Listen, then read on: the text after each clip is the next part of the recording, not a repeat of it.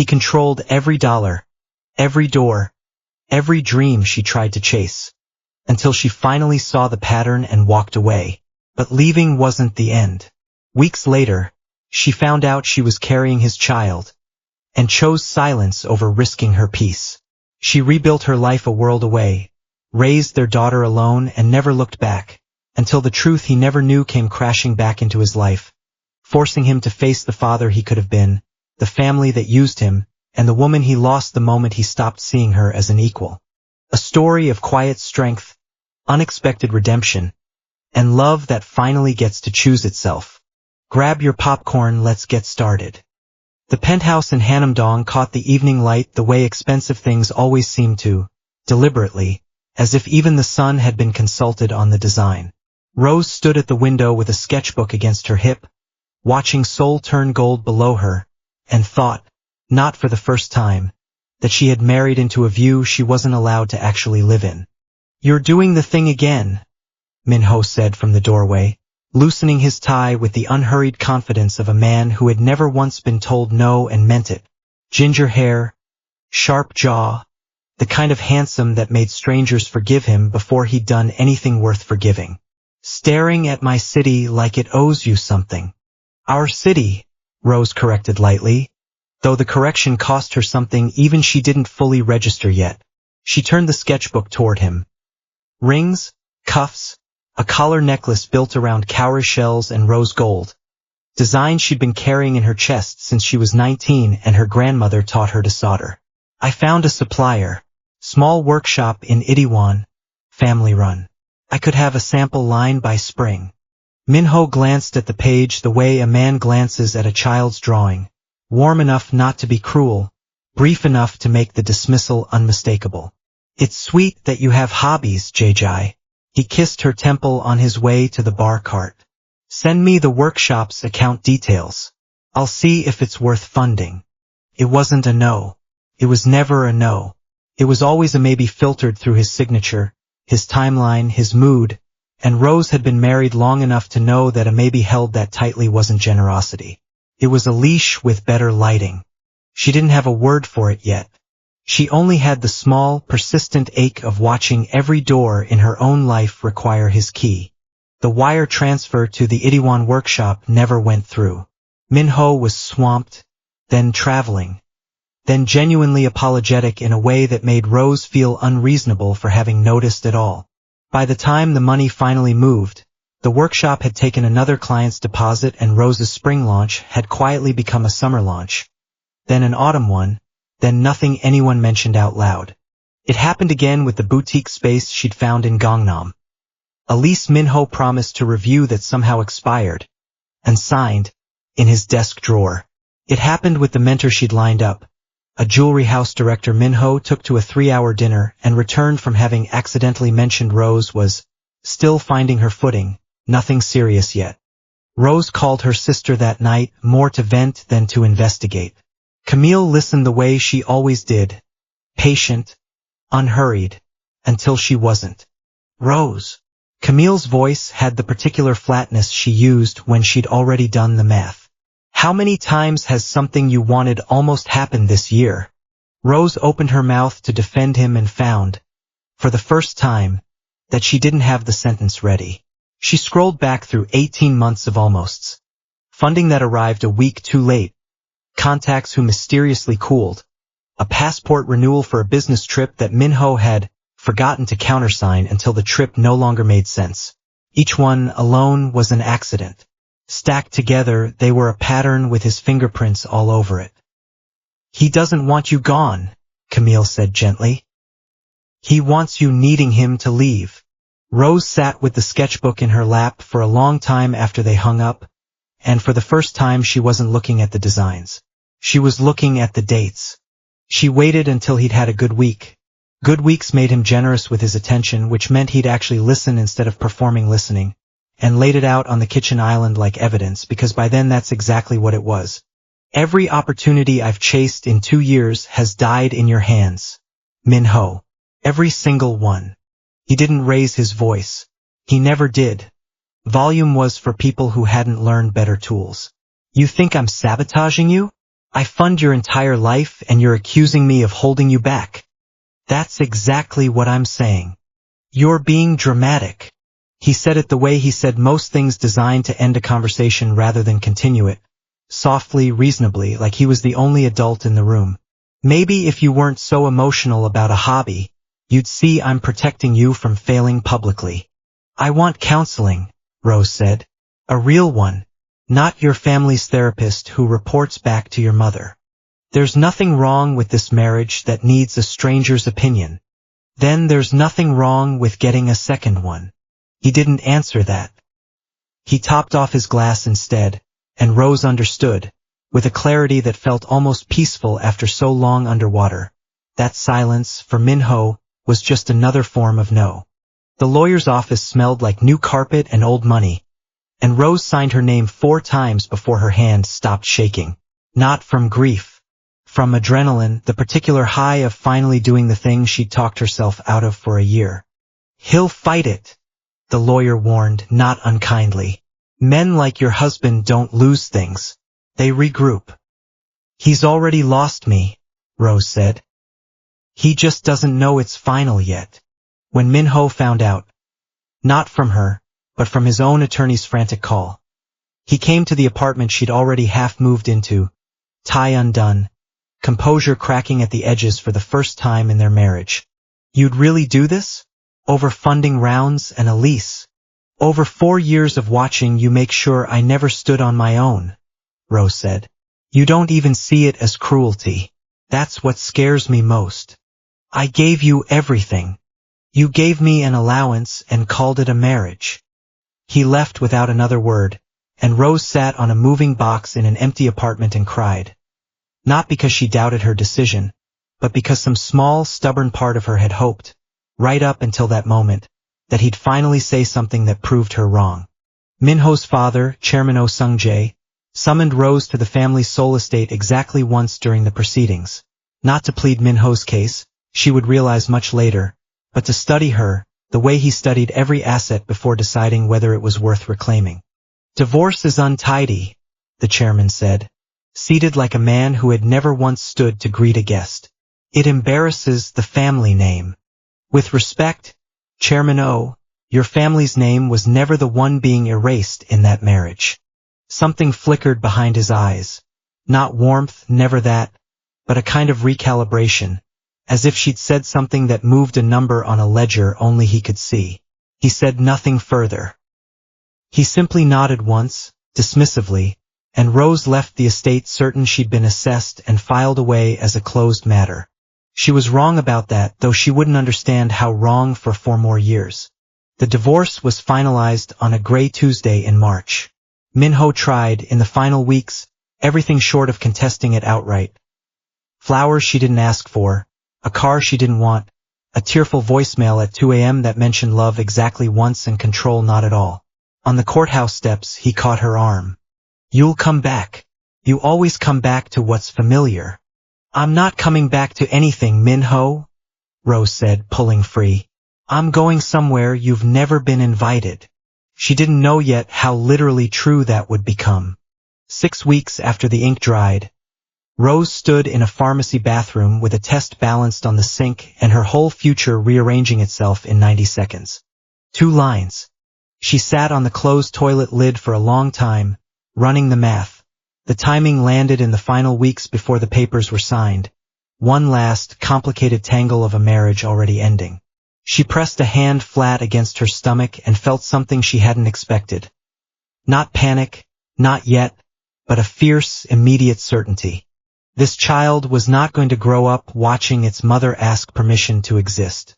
She thought of Minho's face the day he'd said protecting you from failing publicly, and she thought of Chairman Oh's cold, assessing eyes, and she understood, with a clarity that felt less like fear and more like instinct, exactly what would happen if either man learned about this baby before she'd built somewhere safe to raise it. They would not see a daughter or a son. They would see leverage. Not this time, she said out loud, to no one, to the tile, to the 2 small lines that had just changed everything. This one's mine. Camille picked up on the second ring, the way she always had since they were girls and their parents were still alive to fuss at them for hogging the landline. Rose told her everything in one long breath, the way you rip off something that's been stuck to a wound too long. There was a silence on the line. Not shock, Rose realized. Calculation, the loving kind. Okay, Camille said finally. First, are you okay? I'm terrified and I've never been more sure of anything. Then I trust you. A pause. But Rose, I think you should tell him. Not for his sake. For the baby's. Kids ask questions eventually, and I decided for you is a heavier thing to hand a child than you think. He'll use it, Cam. You didn't watch him for 4 years. He doesn't want a daughter or a son. He wants proof I still need him. Maybe.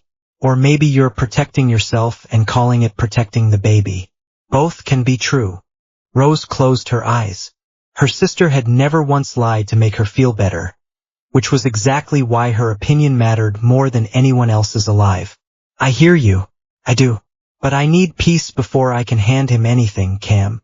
I need to build something of my own first. Something he can't touch, can't fund, can't take credit for. Then I'll figure out the rest. And if then is years away? Then it's years away, Rose said. Our parents didn't get years, Cam. I'm not handing mine to a man who never once let me have any. Camille didn't agree, but she didn't argue again, either. She simply said, then I'm the only one who knows, and I'm not going anywhere. And Rose understood that was its own kind of love, the kind that disagrees with you and stays anyway. Cape Town wasn't a place Rose had ever pictured for herself. She'd chosen it, in the end, the way you choose a stranger's hand to hold in a storm. Because it was steady, and because it was far. Far from Seoul, far from Chairman O's cold estate. Far from a name that had started to feel less like hers and more like a role she'd been cast in. She sold what little Minho hadn't already tied up in his name, cashed out the modest inheritance her parents had left her and Camille, and gave notice on the apartment before she'd even secured a new one. It was reckless by every metric except the one that mattered. You don't have to run this far, Camille said at the airport, hugging her tight enough to bruise. I'm not running, Rose said, pressing a hand to her still flat stomach. I'm choosing. There's a difference, even if it looks the same from a distance. On the flight, somewhere over the Sahara with the cabin dark and the baby the size of a lime, Rose pulled out her sketchbook for the first time in months. She didn't draw jewelry. She drew a door. Plain, simple, unlocked, and underneath it wrote a single line she'd carry into every version of her new life. No one's signature but mine. The city gave her exactly what Seoul never had. Mornings that belonged entirely to her. A small flat in Observatory with peeling window shutters and better light than any penthouse she'd left behind. A neighbor named Zanil. Sharp-tongued, generous. A textile artist who ran the market stall 2 doors down. Who became the first real friend Rose had made without anyone's approval in years. You've got the hands of someone who used to make things and stopped, Zanil observed the first week, watching Rose absently sketch on a napkin at the market cafe. I used to, Rose admitted. Someone kept helping, until I couldn't anymore. Sounds like a man who confused control for care. That's the nicest way anyone's ever put it. Zanil helped her find a tiny workshop space behind the market. Cheap, sun-drenched, hers, and Rose began again from the beginning. Melting scrap silver, resetting old stones, building the Cowrian rose gold designs she'd once sketched in a Seoul penthouse for a man who'd called them a hobby. No wire transfer to wait on. No countersignature required. Just her hands, the heat of the torch, and a growing belly that reminded her, every single day, exactly what she was building this for. By her 3rd trimester, the first small line of pieces sold out at the market in a single Saturday.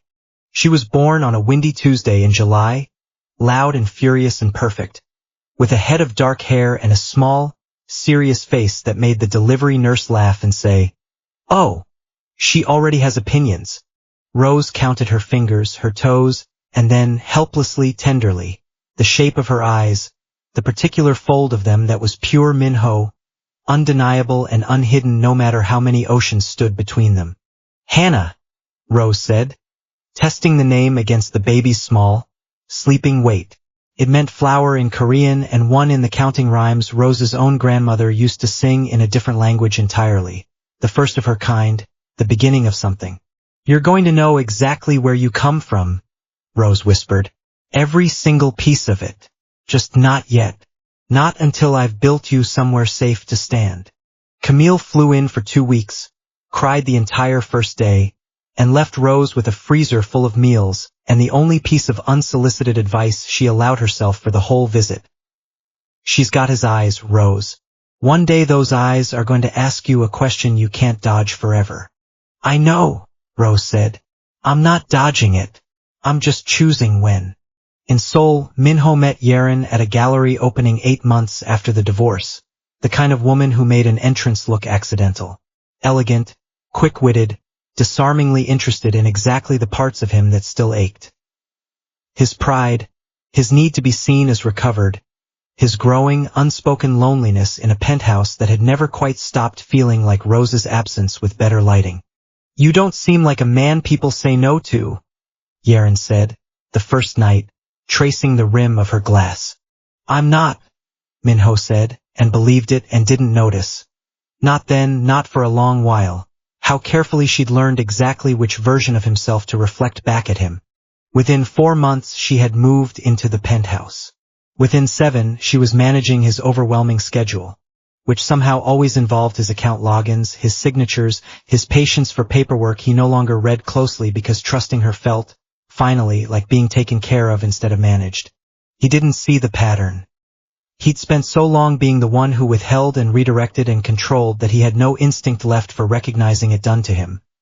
Not until the house sale investment opportunity Yerin had been so excited about turned out to have no paperwork trail leading anywhere but her own accounts, and by then she and the money and the signed deed to the house he'd grown up visiting on holidays were already gone.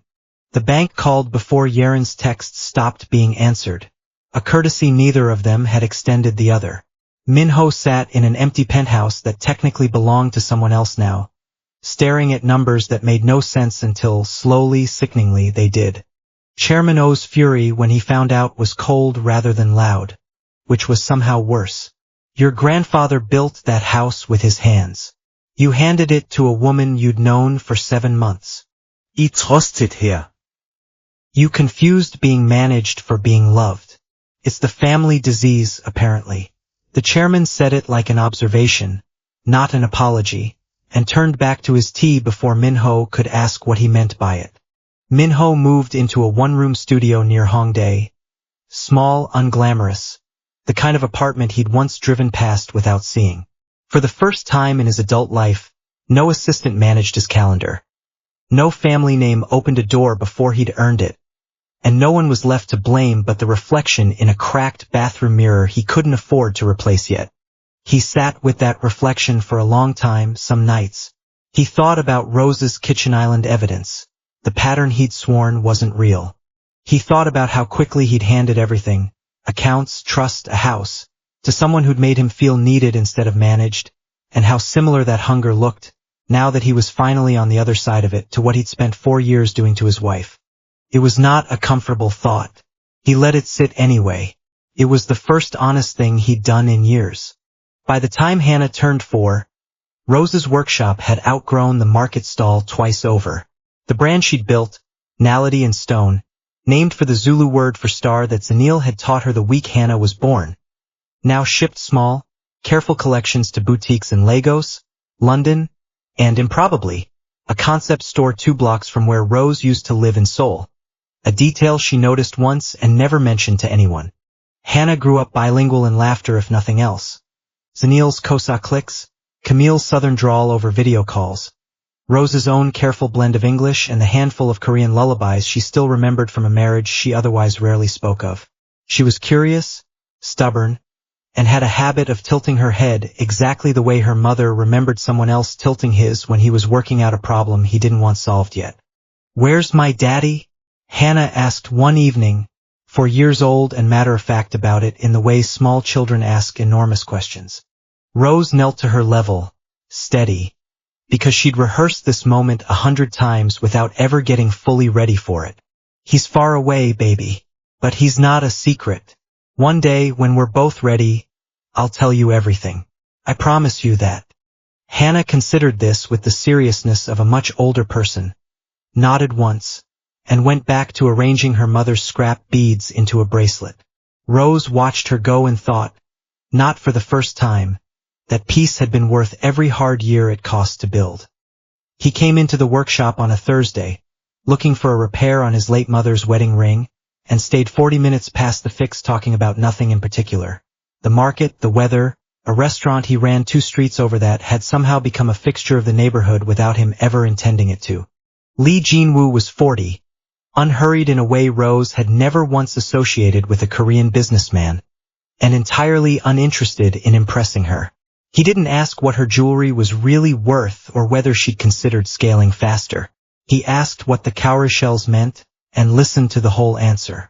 "You're staring," Sunil said later, grinning, sweeping the floor with theatrical slowness. "I'm evaluating." "Aha, evaluate faster. He's coming back tomorrow for a second opinion on a ring he doesn't need repaired." He did come back, and the week after that, and the month after that, in the patient, unhurried way of a man who understood he was courting someone who'd earned the right to take her time. He met Hannah on a Sunday over shared bunny chow at the market, crouched to her exact height without being asked, and let her correct his Zulu pronunciation 4 times without a flicker of ego.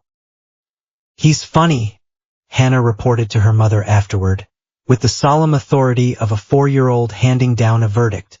Rose laughed, and let herself, for the first time in years, imagine a future that included someone else's steady hand next to hers. She waited until Hannah turned 5, until the questions came more often and more pointed, until Nality and Stone was stable enough that she wasn't building it on borrowed time or borrowed peace. She found Minho's number through an old, mutual contact from Seoul who still had it saved, and she sat with it in her phone for 3 full days before she called. He picked up on the 4th ring, voice cautious. "Rose, I need you to sit down," she said, and told him, plainly, without softening it, without apologizing for the years he hadn't had, because she'd decided, long before she dialed, that she wasn't going to perform guilt for a choice that had kept her daughter safe. The silence on the line stretched so long she thought the call had dropped. Then she heard it. A sound she'd never once heard from him in 4 years of marriage. Minho crying quietly and without any performance in it at all. "A daughter," he said finally, wrecked. "I have a daughter. Her name is Hannah. She's 5. She's brilliant and stubborn, and she has your eyes exactly. Rose, I'm so sorry. I know it's not enough, but I am. For all of it." "I know," Rose said, and found, to her own quiet surprise, that she meant it. "I'm not calling to relitigate the marriage, Minho. I'm calling because she deserves to know her father exists, and because I hope you're someone different now than you were then." "Let me see her," he said. "Please, whatever you need it to look like. Just let me see her." The video call happened 3 days later. Cape Town evening light gold through the workshop window. Hannah perched on Rose's lap in her favorite dinosaur shirt, entirely unaware of the weight of the moment about to arrive on a screen. Minho's face filled the frame, older, thinner in a way that had nothing to do with vanity. In a small apartment Rose didn't recognize and would later learn to understand the meaning of. He looked at Hannah, and his composure, the same composure Rose remembered as a wall built for silencing arguments, simply came apart. "Hi," Hannah said, unbothered, already reaching to poke at the screen. "Are you my daddy?" Minho made a sound that wasn't quite a word, pressed the back of his hand to his mouth, and nodded, tears sliding freely down a face he was making no effort to protect. "Yes," he managed. "I am. I'm so sorry it took me this long to say hello. Mommy said you're far away." "I am. But I'm not going anywhere now that I know where to look." He looked up at Rose then, and something in his expression, raw, unguarded, entirely unfamiliar from the man she'd divorced, made her believe cautiously that this might actually be sincere. "Rose, I know sorry doesn't undo 4 years of me trying to keep you small. I know it doesn't undo the fact that you built all of this, the business, a whole life, without a single thing from me. I don't deserve to ask for anything. But I'm asking anyway. Let me be in her life. Whatever that looks like from your side of the world. I'll take whatever you'll give me. I forgive you, Rose said, and watched the words land on him like something physical. I want to be clear about what that means, though. I've moved on, Min-ho. Completely. This isn't a door back to me. It's a door to her, and only as far as you earn it, one call at a time. That's more than I hoped for, he said. I'll take it. Min-ho, giddy and undone in the particular way of a man handed a second chance he never expected, made the mistake, or so it would come to seem, of telling his father. Chairman Oh Sung-jae received the news of his granddaughter's existence the way he received all news. Silently, calculating, 3 moves ahead before Min-ho had finished the sentence. A daughter, he repeated. Korean features, you said. Yes, she's beautiful, father. Brilliant. I'm going to be part of her life now. Good, the chairman said, and something in his tone, flat, businesslike, entirely uninterested in the emotional weight Min-ho had just handed him, should have been a warning. Bring her home eventually. This family needs an heir, and you've made yourself useless as a source of one twice over now. First the divorce, then handing away the house to that woman. She's not an heir, father. She's my daughter. She is both, if I decide she is. The chairman set down his tea with the precision of a man closing an account. You've cost this family a great deal, Min-ho. First a marriage this family could have used, then a house your grandfather built. It's time something you've done finally paid this family back. Min-ho felt something cold move through him that he didn't yet have a name for. Not quite suspicion, not yet. Just the first faint outline of a thought he wasn't ready to finish. That his father had never once, in 30 years, said something out of love that didn't also serve a ledger only he could see. It was an old assistant. Dismissed years ago, bitter and unguarded over drinks Min-ho hadn't meant to buy, who finally handed him the pieces he'd spent weeks refusing to assemble on his own. You never wondered how Yaren found you? The assistant said, swirling ice in his glass. Gallery opening, out of nowhere. Exactly the week your father started complaining you'd grown soft. Since the divorce? I processed her first month of consulting fees myself, Min-ho. They came from your father's office. The room tilted. That's not. She scammed me. She sold the house. She did exactly what she was quietly encouraged to do. Your father wanted you humbled, hungry, obedient again. The way you were before you married someone he didn't choose and lost his patience with you entirely. What better lesson than watching you lose everything to a woman he handpicked, and learning to come crawling back to him for the rebuild. Min-ho sat with that for a long, silent minute, feeling 4 years of his life rearrange themselves into a shape he'd never once suspected. His father hadn't simply failed to stop the Yaren catastrophe. He had built it, the same patient, invisible architecture of control Min-ho had once used on Rose, deployed now on his own son, one careful, deniable step at a time. He engineered my ruin, Min-ho said quietly, to make sure I'd need him again. Sounds about right, the assistant said, unbothered, already signaling for another drink. Min-ho didn't finish his. He was already thinking about a 5-year-old girl on a video call, and a father who had just told him, without flinching, that he considered her an asset to reclaim rather than a child to know. The chairman's lawyers made contact with a South African firm within the month. Quiet inquiries about custody law, about foreign heirship claims, about whether a child with a documented Korean parent could, under the right pressure, be brought home to the family that could offer her a legacy her mother's small jewelry business never could. Min-ho found out the way he now found out everything from his father. Too late, and by accident.